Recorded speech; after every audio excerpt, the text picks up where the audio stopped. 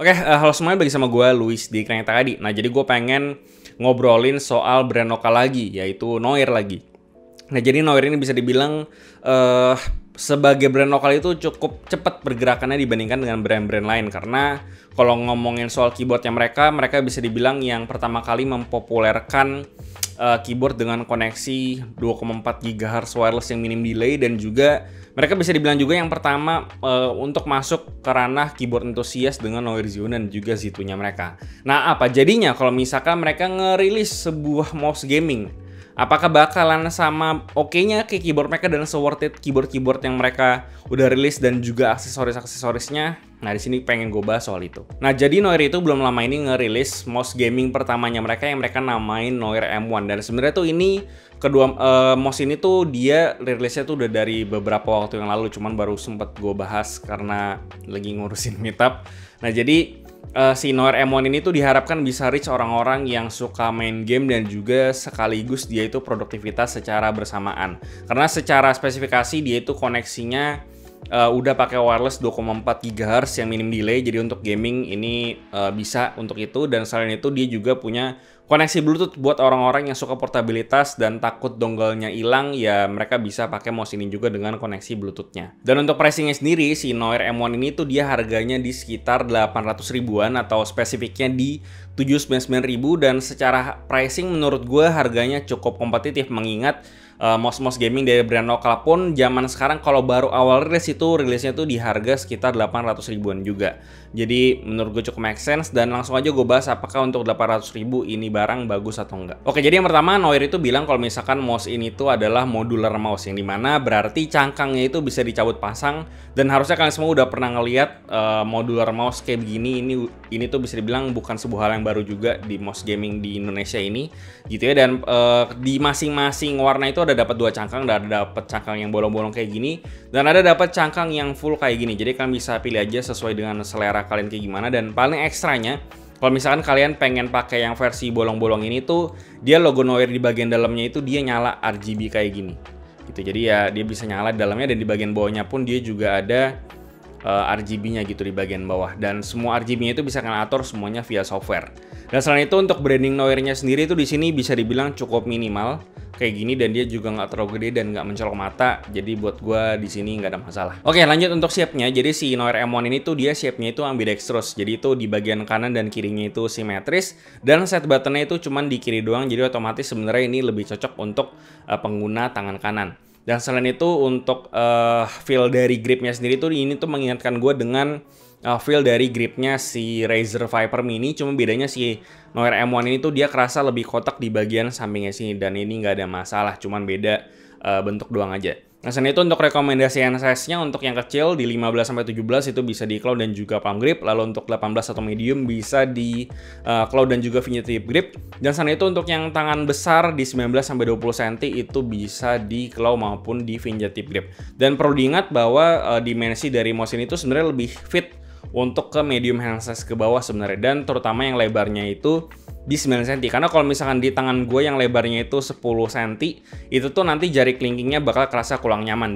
Dan buat gue pribadi pun pas pakai mouse ini biasanya jari kelingking gue itu dinaikin atau nggak nyentuh ke bagian body mouse-nya biar lebih nyaman. Dan gue sih udah terbiasa dengan grip seperti ini, jadi gue nggak pernah ngerasa pegel juga. Dan ini sebenarnya lebih ke referensi aja gimana cara kalian megang mouse ini. Oke, lanjut untuk build quality. Berhubung si Noir M1 ini dia itu modular mouse, yang dimana cangkang bagian depan dan juga belakangnya itu bisa dicabut pasang. Jadi otomatis secara build quality itu nggak bisa se-strong mouse-mouse yang cangkangnya itu nggak bisa dilepas sama sekali gitu. Jadi memang kalau ngomongin soal creaking di sini tuh sebenarnya ada, cuman minor banget menurut gue, dan nggak mengganggu juga. Jadi sebenarnya bukan hal yang jadi concern buat gue. Dan memang kalau ngomongin mouse modular yang bisa jabut pasang kayak gini itu harus dilihat dari sisi jangka panjangnya. Cuman berhubung ini mouse baru rilis, jadi ya kita harus lihat nanti. Untuk beratnya sendiri, mouse ini tuh beratnya untuk yang pakai cangkang yang bolong-bolong itu beratnya sekitar 70 gram. Dan sementara untuk yang cangkang yang tidak bolong-bolong itu tuh beratnya di sekitar 72 gram. Gitu. Jadi memang kalau misalkan ngomongin mouse zaman sekarang yang ultralight, memang mouse ini tuh nggak bisa dibilang mouse yang ringan banget gitu. Cuman kalau misalkan kalian mau pakai untuk main game FPS pun berat 70 gram itu menurut gue masih oke banget. Dan gue so far juga pakai mouse ini untuk main game FPS kayak Valorant, itu nggak ada masalah sama sekali. Dan kalau misalnya kalian pengen perbandingan kayak contohnya Daxa R3 wireless, itu beratnya kurang lebih hampir sama kayak ini, dan dia ini juga lebih ringan dibandingkan dengan Logitech G304. Kalau pakai baterai A3 yang kecil itu beratnya di sekitar 80. Jadi ini technically masih lebih ringan dan oke sih dari sisi beratnya. Dan kalau kalian nggak suka mouse yang ringan-ringan banget, mungkin ini bisa jadi bahan pelajaran buat kalian. Untuk mousepad di sini sudah menggunakan bahan PTFE yang dimana pinggirannya sudah rounded, lalu juga sudah halus, dan dia juga udah cukup tebal dan udah aman lah untuk dari sisi mousepad. Menurut gue udah kayak mouse gaming yang lain, dan gue udah coba juga di beberapa mousepad kayak Razer Strider dan juga di DSMate-nya Noir yang collab sama After Friday, itu juga sudah aman, jadi gue nggak ada komplain soal mousepadnya. Lalu untuk paket pembeliannya sendiri itu di dalamnya udah ada kabel yang sudah paracord Type-C, lalu ada dapat extension juga untuk dongle-nya supaya bisa lebih dekat posisinya ke si mouse-nya sendiri. Lalu selain itu ada dapat juga ekstra mousepad kalau kalian pengen ganti si mousepadnya, dan juga ada ekstra cangkang yang udah gue bilang tadi. Oke, untuk koneksi wirelessnya gue udah coba waktu pakai koneksi 2,4 GHz-nya, gue so far tidak ada isu sama sekali, tidak ada masalah interference dan segala macem. Untuk koneksi wirelessnya performanya juga udah bagus, sudah sangat minim banget delay-nya dan udah nggak kerasa, dan sudah kayak kabel juga gitu, jadi udah nggak perlu dipikirin lagi soal performa wirelessnya. Dan selain itu, apakah ada interference atau gangguan? So far di setup gua ini tidak ada masalah gangguan sinyal sama sekali, dan baik lagi ini setup gua jadi bisa beda sama kalian karena tiap setup itu koneksi wireless itu bisa beda-beda. Nah, selain itu untuk koneksi Bluetooth sendiri gue udah coba juga, nggak ada masalah, dan pairingnya pun juga cukup gampang karena ada tombolnya di bawah, tinggal dipencet doang dan tinggal pairing di PC atau laptop kalian. Oke, lanjut untuk switchnya di sini mereka untuk yang utamanya itu mereka pakai KL Game 8 yang dimana ratingnya itu 80 juta klik. Jadi secara rating yang dijanjikan itu sudah lebih lama dibandingkan dengan mouse gaming atau mouse murah yang biasanya kalian temuin di pasaran. Selain itu untuk serial encodernya dia juga sudah pakai TTC Gold, yang dimana ini kayaknya udah jadi standar mouse gaming zaman sekarang tuh udah pakai KL Game 8 ataupun TTC Gold biasanya untuk encodernya. Lalu untuk side button placementnya gue juga so far aman karena meskipun gampang diakses tapi tidak gampang kepencet juga. Lalu untuk di pay buttonnya itu dia ada di atas, dan dia nggak gampang kepencet juga karena posisinya itu cukup terpencil gitu, jadi gue nggak ada masalah sama sekali. Dan untuk semua buttonnya itu bisa diatur semuanya via software. Dan untuk feel dari si switchnya sendiri setelah gue coba sih gue suka-suka aja, karena KL Game 8 karakteristiknya udah hampir umum sekarang gitu, karena mouse zaman sekarang kebanyakan pakai KL Game 8, jadi feelnya kurang lebih hampir sama semua. Jadi bedanya itu cuman dari si tension dari cangkangnya doang, cuman itu juga minor, dan feelnya sih menurut gue di sini nggak berat gitu, dan tactility-nya oke, nggak ada masalah buat gua main game kemarin. Dan untuk scroll encodernya di sini resistance-nya di sini cukup kerasa, cuman memang kalau dari sisi crispiness dia itu bukan yang paling crispy, atau bisa dibilang dia itu masih ada rasa sedikit lembek, cuman dia itu level lembeknya itu dikit, nggak kebanyakan kayak Glorious Model O yang waktu itu udah pernah gue bahas. Dan kalau kalian penasaran sama suaranya, silahkan kalian dengerin sendiri.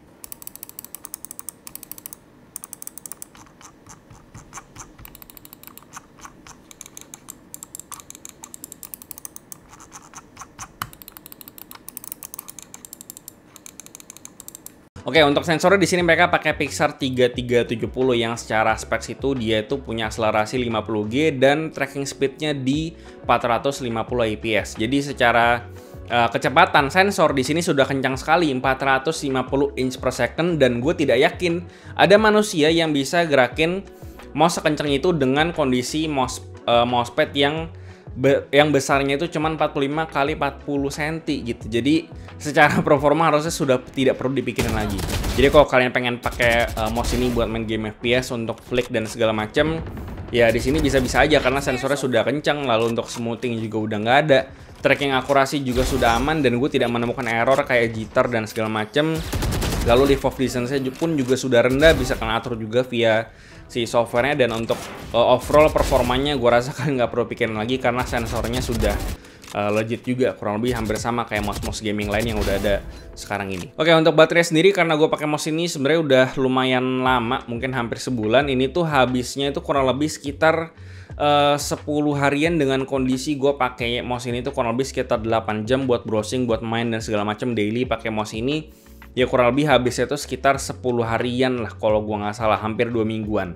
Dan secara baterai ini cukup aman dan gua nggak ada komplain juga soal baterai life-nya, karena kebanyakan mouse-mouse zaman sekarang pun kapasitas baterainya kurang lebih segituan juga. Oke, lanjut untuk software. Di sini kalian bisa remap semua buttonnya seperti biasa. Lalu untuk di PI stage-nya juga kalian bisa ganti, maksimal ada 7, ganti lift of distance, polling rate, semuanya sampai makro juga sudah bisa. Jadi secara fitur si software ini sudah cukup standar. Oke, jadi untuk kesimpulannya, mouse ini bisa dibilang sudah masuk kategori mouse zaman now, yang dimana secara spesifikasi sudah tinggi, jadi otomatis untuk performa sudah aman, switch yang digunakan pun juga sudah oke. Jadi ya mau komentar apa gitu, karena semuanya juga sudah high end aja.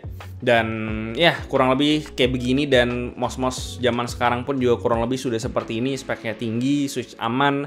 Jadi mau komentarin apapun juga seperti ya bingung. Dan gue udah pakai kurang lebih sekitar 2-3 mingguan, gue juga nggak ada komplain sama sekali, dan tidak ada yang bisa gue ceritain juga karena ya lancar-lancar aja pas gue pakai ini, kurang lebih sekitar segituan. Dan untuk harga 800.000 apakah oke? Menurut gue oke kalau misalkan mouse ini secara shape itu cocok sama tangan kalian, entah dari hand size maupun grip style-nya. Dan kalau misalkan kalian punya kesempatan langsung untuk nyobain mouse ini, monggo dicobain langsung. Kalau misalkan kalian nggak punya kesempatan untuk nyobain langsung, kalian bisa ngikutin rekomendasi hand size yang udah gue berikan tadi.